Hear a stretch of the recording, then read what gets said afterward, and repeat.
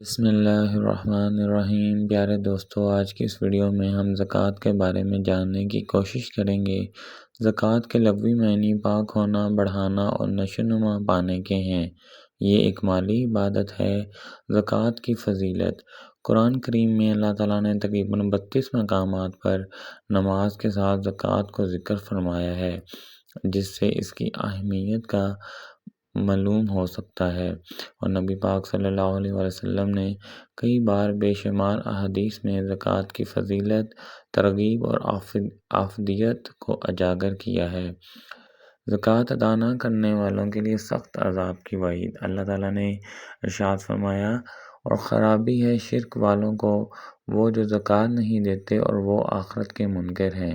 اور پھر فرمایا کہ وہ جو جمع کر کے رکھتے ہیں سونا اور چاندی اور اسے اللہ کی راہ میں خرچ نہیں کرتے، ان کو دردناک عذاب کی وعید سنا دیجیے، جس دن وہ تپایا جائے گا جہنم کی آگ میں، پھر اس سے داغیں گے ان کی پیشانیاں اور کڑوتیں اور پیٹھیں۔ یہ ہے وہ جو تم نے اپنے لیے جوڑ کر رکھا تھا، اب چکھو مزہ اس جمع کرنے کا۔ حضرت عبداللہ رضی اللہ تعالیٰ عنہ آپ صلی اللہ علیہ وسلم کا ارشاد نقل فرماتے ہیں کہ جو شخص اپنے مال کی زکوٰۃ ادا نہیں کرتا، قیامت کے دن اس کا مال گنج سام کی شکل میں اس کی گردن میں ڈال دیا جائے گا۔ اللہ اکبر۔ صاحب نصاب کون ہیں؟ یعنی کن پر زکوٰۃ فرض ہے؟ جس مرد یا عورت کی مالکیت میں 7.5 تولے سونا یا 52.5 تولے چاندی یا نقد مال یا تجارت کا سامان یا ضرورت سے زیادہ سامان میں سے کوئی ایک چیز یا ان 5 چیزوں یا بعض کا مجموعہ 52.5 تولے چاندی کی قیمت کے برابر ہو، تو ایسے مرد و عورت کو صاحب نصاب کہا جاتا ہے۔ واجب ہونے کی شرائط۔ مسلمان ہونا، نصاب کا پورا ہونا، بالغ ہونا، اس پر سال گزر جائے تو اس پر زکوٰۃ فرض ہو جاتی ہے۔ زکوٰۃ کے چند اہم مسائل آپ کے پیش نظر۔ اگر کسی کی آمدنی کافی ہے لیکن وہ مقروض ہے اور خرچہ زیادہ ہونے کی وجہ سے قرض ادا کرنے پر قادر نہیں، تو ایسے آدمی پر زکوٰۃ واجب نہیں۔ جس شخص کی ماہانہ آمدنی معقول ہے لیکن سال بھر تک اس کے پاس نصاب کی مقدار جمع نہیں رہتی، تو اس پر بھی زکوٰۃ واجب نہیں۔ اگر ادھار کی رقم نصاب کے برابر یا اس سے زیادہ ہے تو وصول ہونے کے بعد زکوٰۃ ادا کرنا لازم ہوگا، اور اگر ادھار کی رقم وصول ہونے میں چند سال کا عرصہ گزر گیا تو گزشتہ تمام سالوں کی زکوٰۃ دینا ضروری ہے۔ اور اگر استاد غریب ہے تو شاگرد اپنے استاد کو زکوٰۃ دے سکتا ہے۔ مردہ کے ایصال ثواب کے لیے زکوٰۃ کی رقم دینا جائز نہیں۔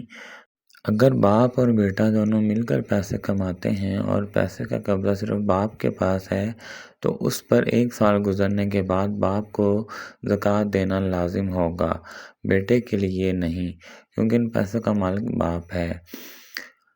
اپنے باپ کو زکوٰۃ نہیں دی جا سکتی۔ بچہ اگر صاحب نصاب ہے تو نابالغ ہونے کی وجہ سے اس کے مال وغیرہ پر زکوٰۃ واجب نہیں، اور اگر ولی کے لیے نابالغ کے مال سے زکوٰۃ ادا کرنا لازم نہیں۔ دوسری عبادات کی طرح بچے پر زکوٰۃ بھی واجب نہیں۔ اگر زکوٰۃ کی نیت کے بغیر اگر رقم ادا کی جائے اور وہ بعد میں زکوٰۃ میں جمع کی جائے تو اس سے زکوٰۃ نہیں ہوگی۔ بھائی، بھابھی، بھتیجا، بہن اگر وہ صاحب نصاب نہیں تو ان کو زکوٰۃ دینا جائز ہے۔ بیوی کو اگر شوہر زکوٰۃ دے تو یہ جائز نہیں۔ زکوٰۃ ایک فرضیہ خداوندی ہے، اور انکم ٹیکس ادا کرنے سے زکوٰۃ نہیں ادا ہوگی، بلکہ زکوٰۃ الگ ادا کرنا فرض ہے۔ زکوٰۃ کے مصارف۔ زکوٰۃ صرف مسلمانوں سے لی جائے گی اور مسلمان کو ہی دی جائے گی۔ زکوٰۃ کے 8 مصارف ہیں، ان کے علاوہ آپ کسی کو زکوٰۃ ادا نہیں کر سکتے۔ زکوٰۃ جب تک اپنے مصارف کے پاس نہیں پہنچے گی، دینے والے پر اسی طرح فرض رہے گی۔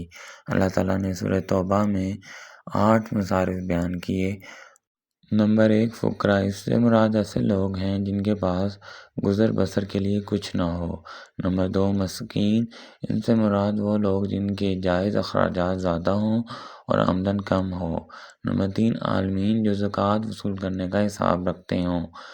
اس کے بعد آپ ایسے کافر کو بھی دے سکتے ہیں جو مال لے کر مسلمان ہو جائے یا مسلمانوں کو تکلیف دینے سے رک جائے۔